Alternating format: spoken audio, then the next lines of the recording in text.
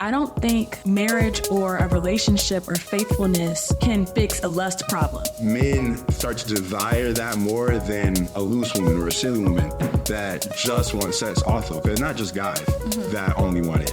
Some girls are like that too. That's one of the biggest pros to me of living a life where you are like waiting till marriage, because it shapes your whole view of yourself, your relationship with God, and dating, period, or what you're looking for in a man when it is that time for you to get married. Hey everyone, welcome back to another episode of the Catch Podcast. Today we're going to be doing another installment of our new segment called Lost Files. So in this segment, we're going to be taking cases, questions, or situations from those who have not known Christ or may have known Christ, but have ventured away from the true path of salvation. So we're going to answer these questions in the best way that we can, biblically, of course, and try to bring these lost souls back to Christ. Hopefully you'll get found in this episode. The question is, how would you define love? And what is the difference between love and lust? And if I consider becoming a Christian or becoming more religious, why is keeping myself until marriage important? Although me and my girlfriend's relationship is not perfect, we still love each other enough to stay faithful, and we plan to have a long life together and build a family. How nice. So what is the deal if we have sex before marriage? Good question. I'm a good question. Oh, who's gonna start us out here? Okay. Going just like based off the question, right? Plans are good. Plans are great. Actually, in this day and age, to have that plan of even like wanting to get married, I just saw a video recently where this grown man was like, I don't even understand why. There's no reason to get married. It complicates things. And I'm like, commitment complicates things? I don't understand. But, yeah, so that is a great plan. But plans change. People change. God is the only thing that is unchanging, right? And if he's given us this task, this commandment, this design of how he planned for relationships to be, you veering from that is basically saying that you love the person more than you love God. Because as much as you love them, you don't know what tomorrow holds. Yeah. And I personally would rather connect with someone in that way once you have already shown me that commitment by that marriage license, that wedding ring, that ceremony, whatever. Yeah, it's like God right now should be your number one commitment. And I don't know, like I just wouldn't step into that territory. I think his problem, you made your own plan. Right. And that's an issue because you don't know tomorrow. You don't know 3 seconds from now.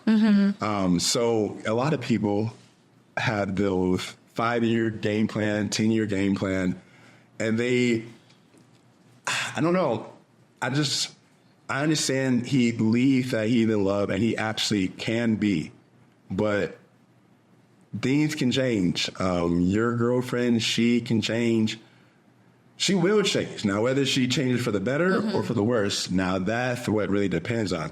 So I wouldn't throw all your cards on the table, if I could say it like that. Yeah, I agree with what you all have said so far. And I think that venturing out of God's purity standards can bring distortion in a relationship because I feel that intimacy on a certain level before marriage can serve as a mask.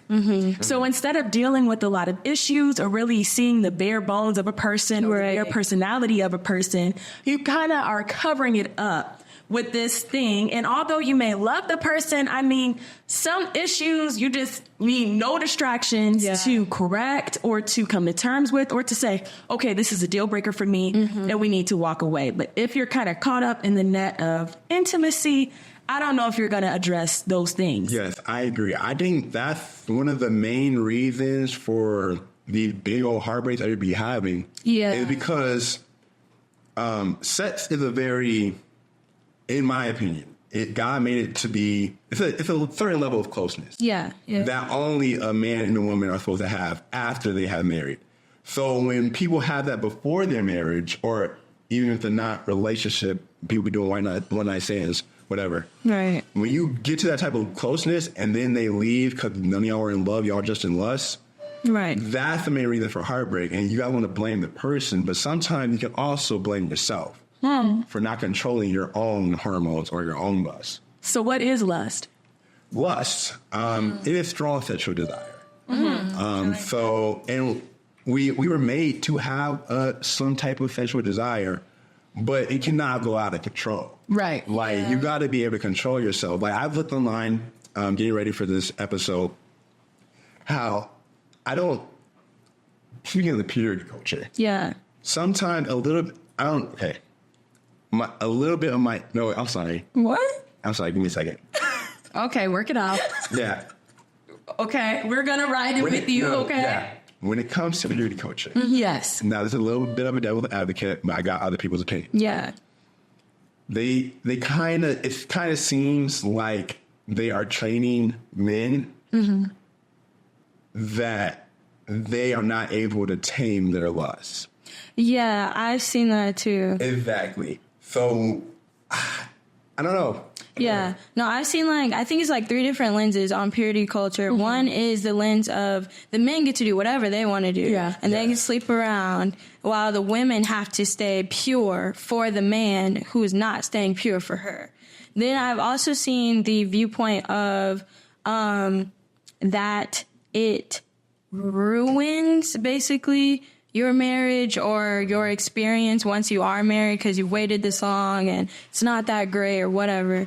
Also, the view that it makes people who have not waited till marriage feel like they're rejected from God and that they're less valuable and that, that God sees them in a lower light, like they're a worse person because they didn't remain pure. Which, truthfully, when everyone gets saved, you're at the same level. Yes. No matter what sin that you've committed in that past before you got saved, you're at the same level. Yes, it's considered born again. Yeah. You've been born again. You're a new creation. Yeah. Creation. Yeah. I say both. Yeah, because I think it is in both verses are different, but yes.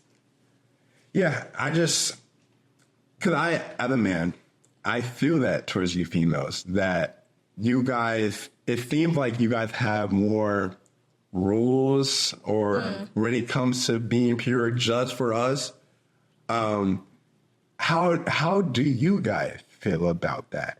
Like, can you tell a man the struggle that is for a woman to be pure, but the man not in return being pure? I think I would first like to say, I don't think marriage or a relationship or faithfulness can fix a lust problem. Right. If you have a lust problem and you don't hit it head on and ask God to help you through it and try strategies and literally become relentless about overcoming that challenge or that obstacle, I don't think anything or anyone or any situation is just gonna make that go away. So when I come to the age or a point when I'm looking for someone to, spend the rest of my life with, to devote my life to with God over, our relationship, I feel like that's something that we have to tackle. You marrying me is not going to fix a lust problem. And I know many people say, well, it's better to marry than to burn, is what the Bible says. Yeah, but you're going to be burning continuously after we get married, because you never fixed that. So I feel like marriage should be off the table, and I'm not looking for someone to fix. Right. I'm not keeping myself for somebody to fix. So do you think before a man, I'm going to speak from a man's perspective, before a man considers marriage, you think he should first get his lust under control? Absolutely. Yes. And not by sleeping around basically and getting it out of the way. That's what I don't understand about hookup culture and about a lot of Gen Z culture. It's like, do it and you'll get it out of the way. Like, that doesn't help. Yeah. And you're going from person to person to person. And then all of a sudden now I'm going to stay with this person for the rest of my life. You've trained yourself to hop from person to person. How are you going to stay with someone, say 20 years, 40 years? And then when you think you're in love with the person, you're really not. You're just in love with the intercourse that you have with that. Yeah, selfishness. Yeah. Really, your love, or I don't even know if that is love, but your relationship is rooted in what the other person can do for you. Yeah. And I feel like that's that same distortion. And for those that are not saved or those that have not come to know Christ, there is one slant. But for those that are saved, I feel like there should be no difference between men and women. When you get saved, your desire should be to please God.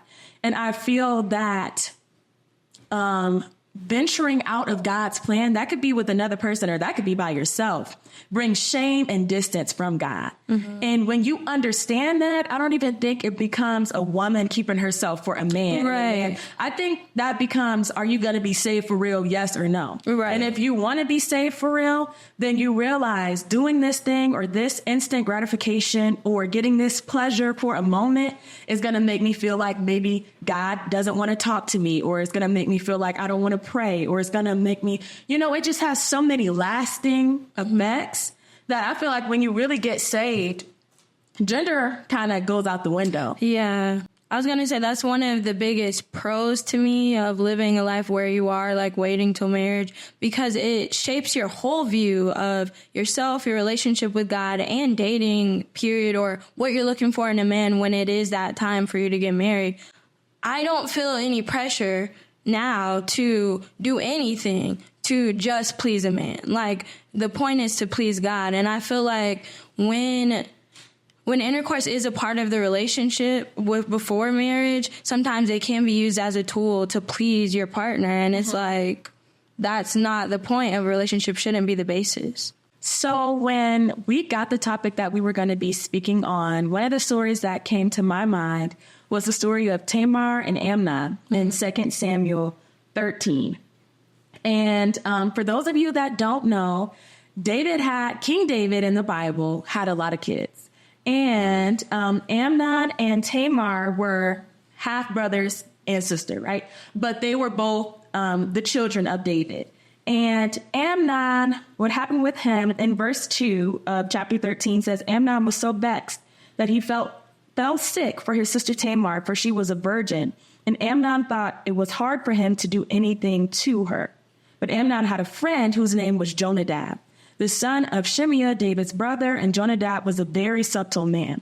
So what ended up happening was Jonadab set up this whole scheme for Amnon to be able to basically take advantage of, is what I'll say, his half-sister Tamar. And that set off an entire chain reaction. And what I wrote down in my notes is, this is what happens when lust takes over. I feel that when you open yourself up to certain thoughts or ways or mindsets, when you let your lust go free, terrible, terrible, terrible things can happen. And one part of the story that really stood out to me was Amnon had a friend. And sometimes it's those friends. It could be someone that's truly like your best friend, and they're maybe encouraging you to do something or engage in an activity where you feel, sometimes you get that feeling like this just isn't right. And then sometimes you can have a friend that you're not committed to, but that you feel like, I feel like something could be there. So do you guys have any takeaways from that story? Or comments? Who was the guy again? Amnon. Yeah, I'm sorry. Amnon, I feel like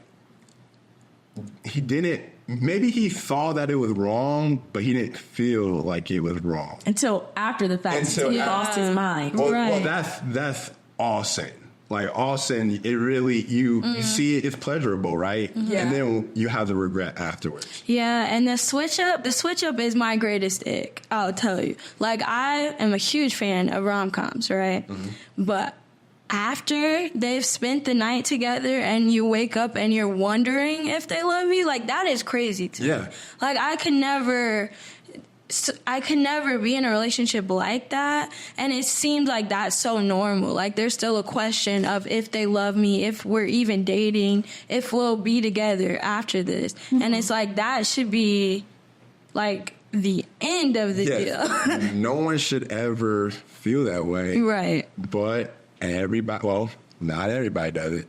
But pretty much everybody does have to deal with that feeling because they just want to fulfill their lust. Yeah. And for those that don't know, what was the switch up in that story? So after he took advantage of her, he hated her. Like, the Bible literally says, same passion. Yes, the same passion that he wanted her, he now hates her and kicks her out. And she's now, her name is sullied. She feels horrible because she actually begged him to marry her. She's like, wait, ask Dad, you can marry me. Different times, that was guys. that culture. That was that culture.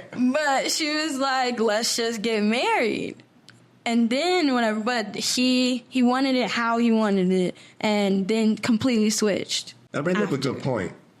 As females, how do you deal with a persistent man that shouldn't be persistent at that time, if I can say it like that? Like, he should desire you, absolutely. He should go for it in a certain type of way. But how do you deal with the man that doesn't? That you see starts getting a little bit more forceful because he desires you so much.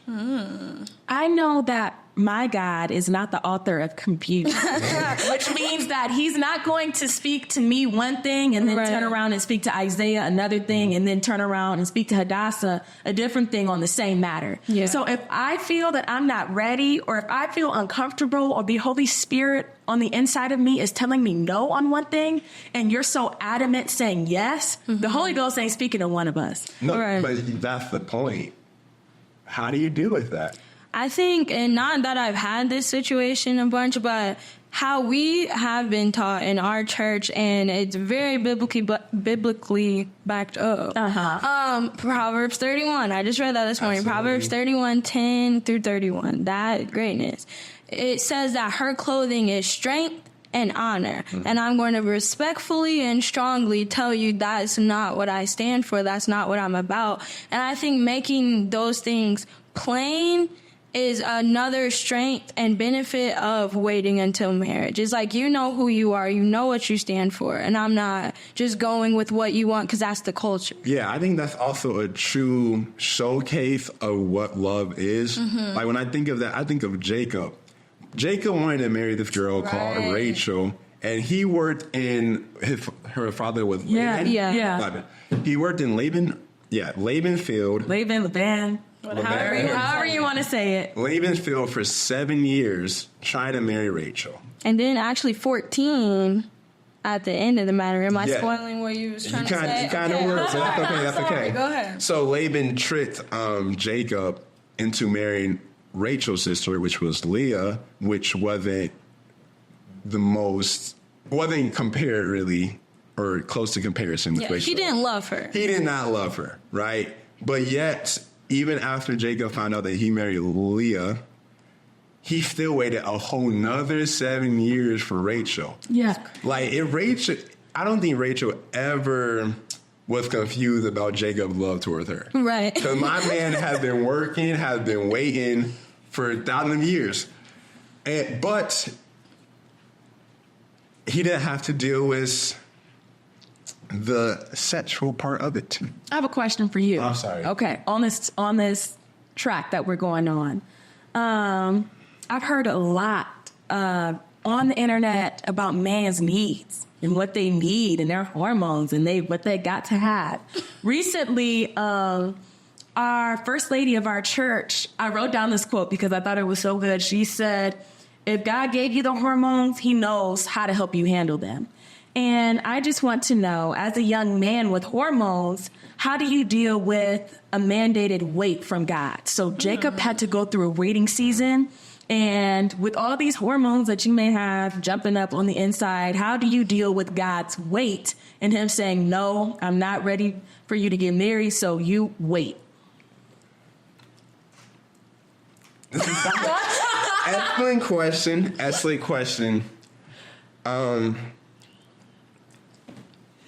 possible as a young man to wait? Absolutely, Okay. absolutely. But I wouldn't say it was out God. Mm-hmm. Yeah. And God on a day-to-day basis. If God met me on Monday and then disappeared till next Monday, I would fall within Instantaneously. the week. Instantaneously. Yeah. Maybe on Tuesday. But yeah, I don't. Yeah, it takes a lot of. It takes a lot of trust. Mm-hmm. Trust that God make you wait for a reason. Everything that gets made takes time. Mm-hmm. And when it takes time, you have to believe that the result that you want or what God wants for you is going to be perfect. Mm-hmm. So it's a lot easier to wait when I trust him that he got me. Like, he got my back. He knows what I want. He knows what I need, more importantly. So that's how I deal with it. Okay. But as a man, it's a struggle. I'm not going to lie. Like, we were made to desire females, and God did his thing with them, so it's hard. Do you think that being saved and being in such a strong church has given you as we're wrapping up, has given you a respect for women in general and us as your sisters? Yes. Yes, it has. And it also has made sure I find the right one. So I know what a godly woman is. I know what a Proverbs 31 woman is because I've seen it all my life. But not everybody has that, which is kind of terrible. That's why it's good for the Proverbs 31s that there are. They make themselves known. Yeah. They create a presence that men start to desire that more than a loose woman or a silly woman that just want sex also. Because it's not just guys that only want it. Some girls are like that too. Yeah. I've so enjoyed this conversation. No, it's Wow. really good. Yes. Yeah.